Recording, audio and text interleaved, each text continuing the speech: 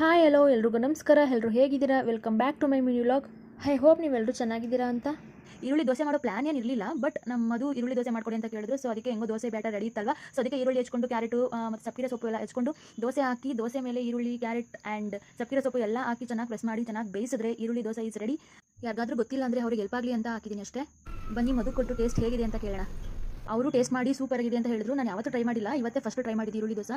ಇನ್ನು ತಲೆಯಲ್ಲಿ ಸ್ವಲ್ಪ ಡ್ಯಾಂಡ್ರಫ್ ಆಗಿತ್ತು ಅಂತ ಅಮ್ಮನ ಕೈಯಲ್ಲಿ ತಲೆಗೆ ಚೆನ್ನಾಗಿ ಎಣ್ಣೆ ತಿಸ್ಕೊಂಡು ಮಸಾಜ್ ಮಾಡಿಸ್ಕೊತಿದ್ದೆ. ಹಾಗೆ ಚಿಂಚುಗೂ ಅವಳದು ಬೇಬಿ ಆಯಿಲ್ ಬರುತ್ತಲ್ವಾ, ಅದನ್ನ ಅಪ್ಲೈ ಮಾಡಿದ್ದೆ. ಅವಳು ಕುತ್ಕೊಂಡು ಓಡಾಡಕ್ಕೆ ಅವ್ರಿಗೆ ಇಷ್ಟ ಆಗಲ್ಲ. ಸೊ ನಾನೇ ಏನೋ ಹಿಂಸೆ ಮಾಡಿ ಹಾಯ್ ಮಾಡಮ್ಮ ಅಂತ ಹೇಳಿದೆ. ಇನ್ನು ಆಲ್ರೆಡಿ ತೇರು ರೆಡಿಯಾಗಿ ನಿಂತಿತ್ತು.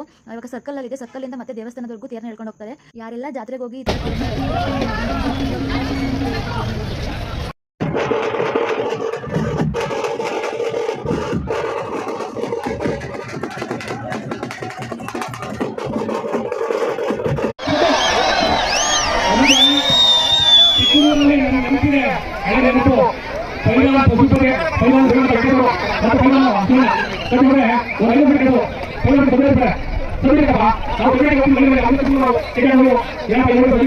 ತೇರೆಲ್ಲ ಎಳೆದಿದ್ದಾದ್ಮೇಲೆ ಕುಸ್ತಿ ಪಂದ್ಯಾವಳಿ ನೋಡ್ಕೊಂಡು ಬರೋಣ ಅಂತ ಹೇಳಿ ಅದನ್ನು ಹೋಗಿ ನೋಡ್ಕೊಂಡು ಬಂದು ಕುಸ್ತಿಯಲ್ಲಿ ಗೆದ್ದೋಗಿ ಥರ ಬೆಳ್ಳಿ ನಾಟಕದ್ದು ಕುಸ್ತಿದು ಎಲ್ಲ ವಿಡಿಯೋ ಮಾಡಿ ಹಾಕಿದ್ದೀನಿ. ಬಟ್ ಮುಂದೆ ನಿಮಗೆ ಯಾವ ಥರ ವಿಡಿಯೋಸ್ ಬೇಕು ಅಂತ ನನಗೆ ಕಮೆಂಟ್ ಮಾಡಿ, ನಾನು ಅದೇ ಥರ ವಿಡಿಯೋಸ್ ಮಾಡೋದಕ್ಕೆ ಟ್ರೈ ಮಾಡ್ತೀನಿ.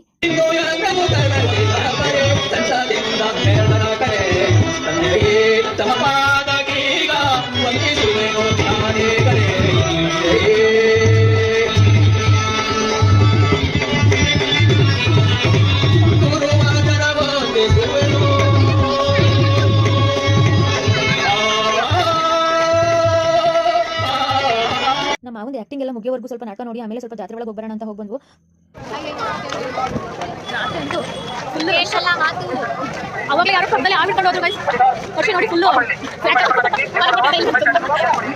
ಇವತ್ತಿನ ಪೂರ್ತಿ ಲಾಗ್ನ ಯೂಟ್ಯೂಬಲ್ಲಿ ಅಪ್ಲೋಡ್ ಮಾಡಿದ್ದೀನಿ. ಇನ್ನೂ ಯಾರಾದರೂ ಚೆಕ್ ಮಾಡಿಲ್ಲ ಅಂದರೆ ಪ್ಲೀಸ್ ಟೈಮ್ ಇದ್ರೆ ಹೋಗಿ ಚೆಕ್ ಮಾಡಿ.